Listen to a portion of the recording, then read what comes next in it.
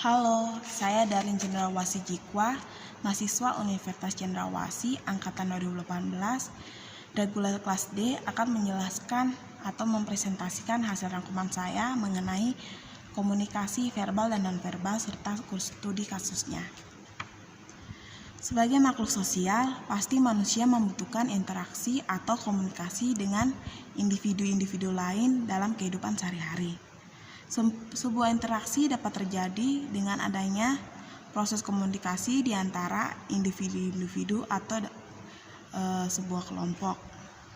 Kata komunikasi atau communication dalam bahasa Inggris berasal dari kata Latin yang berarti komunis, memiliki arti sama. Komunikasi sendiri adalah suatu proses dalam serangkaian tindakan atau peristiwa-peristiwa yang terjadi secara berurutan dan berkaitan satu sama lain. Dalam kaitannya dengan fungsi komunikasi tersebut, Lustig dan Koester dalam bukunya Lilliwer tahun 2003 halaman 13 menjelaskan bahwa kita dapat memandang komunikasi yang pertama sebagai suatu proses, yang kedua sebagai aktivitas simbiolisis, dan yang ketiga sebagai pertukaran makna antar manusia. Dalam interaksi yang dilakukan pasti tidak terlepas dari penggunaan bahasa atau penggunaan kata-kata. Dalam pembahasan ini saya akan menjelaskan penggunaan bahasa dan penggunaan kata-kata, yaitu komunikasi verbal dan komunikasi nonverbal. Komunikasi verbal ialah salah satu bentuk komunikasi yang disampaikan melalui cara tertulis ataupun secara lisan. Komunikasi verbal sendiri merupakan sarana yang paling utama dalam rangka menyatakan rasa, pikiran, dan juga pendapat yang akan kita sampaikan. Komunikasi verbal ini memiliki 6 karakteristik yang membedakannya dengan komunikasi nonverbal. Yang pertama, ringkas dan jelas. Yang kedua, mudah dipahami kata-katanya. Yang ketiga, arti katanya dapat bermakna konotatif atau denotatif. Yang keempat, intonasi suara dapat mempengaruhi isi pesan. Yang kelima, kecepatan berbicara yang diikuti dengan jeda atau tempo yang benar. Dan yang terakhir adalah disertai unsur-unsur humor. Salah satu contoh interaksi komunikasi nonverbal seperti dosen mengajar mahasiswa atau guru mengajar para siswanya. Dan yang kedua adalah komunikasi nonverbal.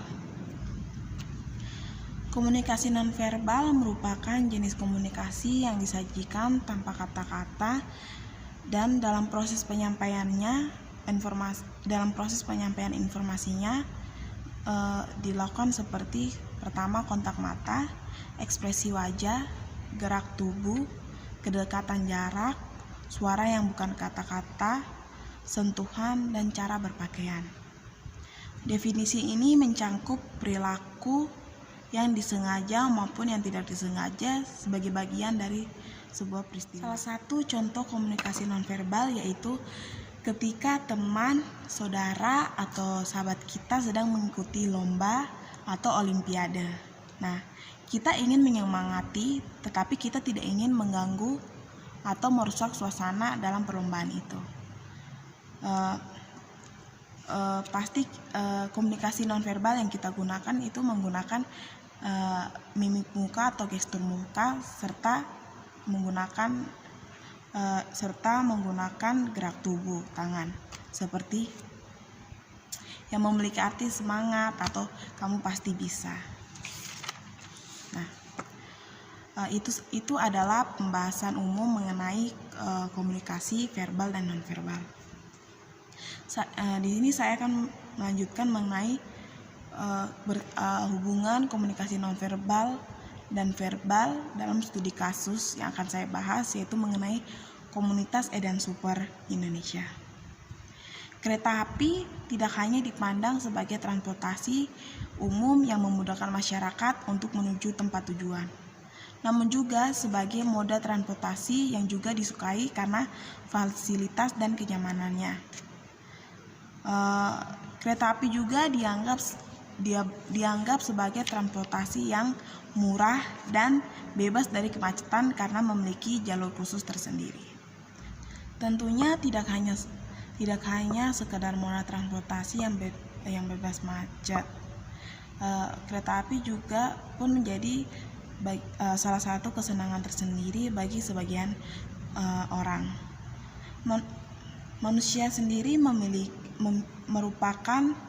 merupakan individu yang memiliki keunikan, yaitu memiliki ketertarikan atau hobi pada suatu benda dan kegiatan.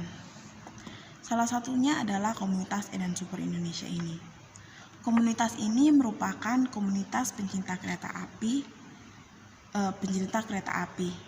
Komunitas Edan Super Indonesia ini memiliki semboyan yaitu cinta, peduli, dan tertib berkereta api. Salah satu kegiatannya adalah seperti yang dilakukan oleh EGIF atau nama lain dari pecinta kereta api ini, yaitu menelusuri rel kereta api yang mati atau yang tidak terpakai dengan tujuan untuk mendapatkan informasi mengenai sejarah. Nah, dari informasi yang mereka dapat ini, mereka akan menggunakan informasi ini untuk membahas atau sharing terhadap komunitas kereta api yang ada terhadap pencinta kereta api yang ada di dalam komunitas tersebut. Fokus penelitian dalam studi kasus ini yaitu untuk memahami dan mengetahui bagaimana komunikasi yang dilakukan pencinta kereta api yang menekankan pada komunikasi verbal dan nonverbal.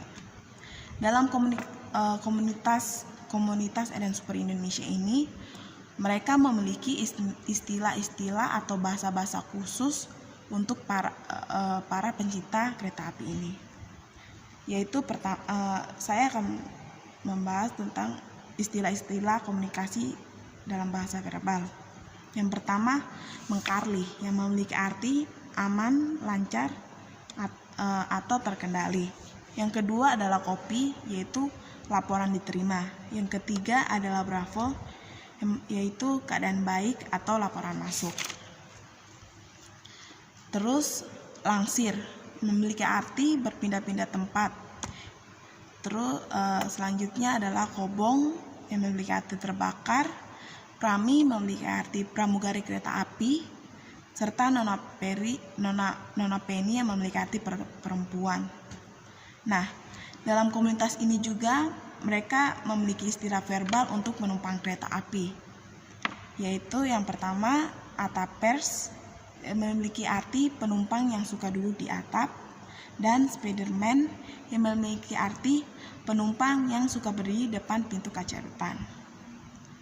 Nah, komunitas ini juga memiliki istilah-istilah atau bahasa dalam komunikasi nonverbal, seperti kobong yang memiliki komunikasi nonverbal seperti jempol kanan diangkat, itu berarti laporan diterima. Yang kedua, bravo, jempol kanan juga diangkat, yang memiliki arti keadaan baik atau laporan diterima. Serta uah, yaitu gestur atau jabatan tangan atau lirikan mata, yang memiliki arti panggilan akrab atau sebutan untuk sesama pecinta kereta api yang lebih tua. Mengapa komunitas ini memiliki atau membuat bahasa-bahasa atau istilah-istilah dalam komunitasnya? Itu agar untuk mempermudah para pencinta kereta api dalam berkomunikasi, serta untuk memperdekat lagi kedekatan atau kekompakan dalam komunitas. Baik, itu adalah pembahasan mengenai penyampaian materi yang saya buat. Mohon maaf jika ada salah kata. Terima kasih.